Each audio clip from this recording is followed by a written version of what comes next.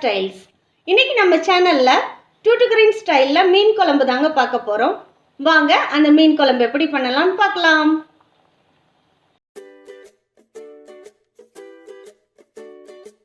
தேவையான பொருட்கள்லாம் பார்த்துடலாங்க.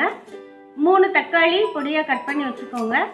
ஒரு 1/4 ஸ்பூன் வெந்தயம், 2 பச்சை மிளகாய், ஒரு கைப்பிடி அளவுக்கு சின்ன வெங்காயம், 2 கொத்து கருவேப்பிலை. 1/4 கிலோ அளவுக்கு வெலை மீன் வாங்கி சுத்தம் பண்ணி வச்சுருக்கேங்க. ஒரு பாதி தேங்காயில் 1 டேபிள் ஸ்பூன் ஜீரகமும் 1/4 டேபிள் ஸ்பூன் பெருஞ்சீரகமும் போட்டு நல்லா பேஸ்டாக தான் அரைச்சி வச்சுருக்கிறேன்.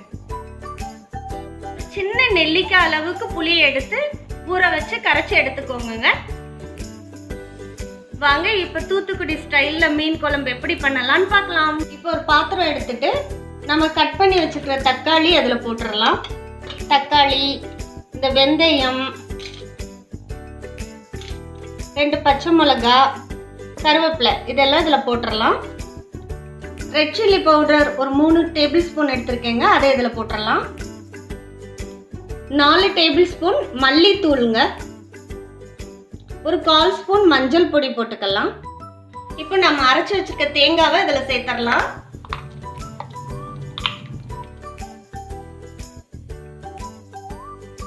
இப்போ புளி ஊற வச்ச தண்ணி ஃபில்டர் பண்ணி எடுத்திருக்கேன், அதை இதில் ஊற்றிடலாம்.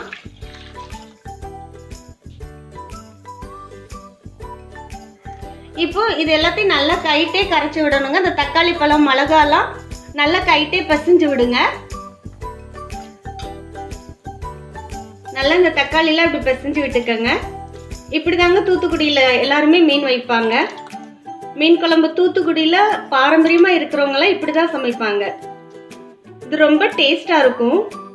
இப்போ குழம்புக்கு தேவையான அளவு தண்ணி இதில் சேர்த்துக்கலாம்.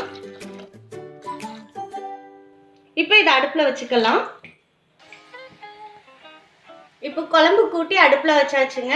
இது நல்லா இப்போ கொதிக்கணும். இப்போ குழம்பு கொதிக்க ஆரம்பிச்சிடுச்சு. இதில் 3 டேபிள் ஸ்பூன் நல்லெண்ணெய் ஊற்றிக்கலாம்.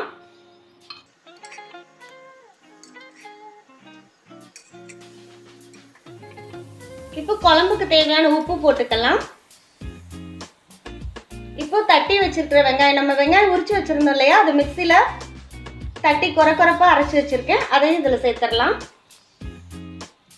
இப்போ இதை நல்லா கலந்து விட்டுட்டு தீயை சிம்மில் வச்சு மூடி வச்சு ஒரு 5 நிமிஷம் கொதிக்க விடுங்க.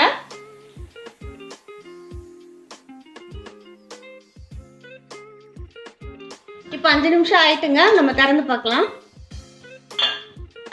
நல்லா கொதிச்சிட்டு இருக்கு. இப்போ இதில் மீனெல்லாம் போட்டுடலாம்.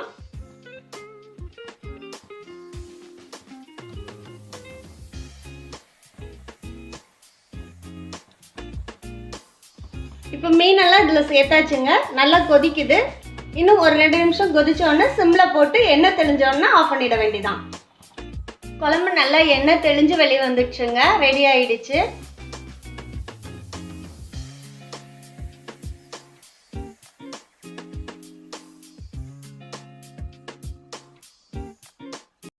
பாருங்க ஃப்ரெண்ட்ஸ், ரொம்பவே டேஸ்டான நல்ல அசத்தல் சுவையான மீன் குழம்பு ரெடி ஆயிடுச்சு.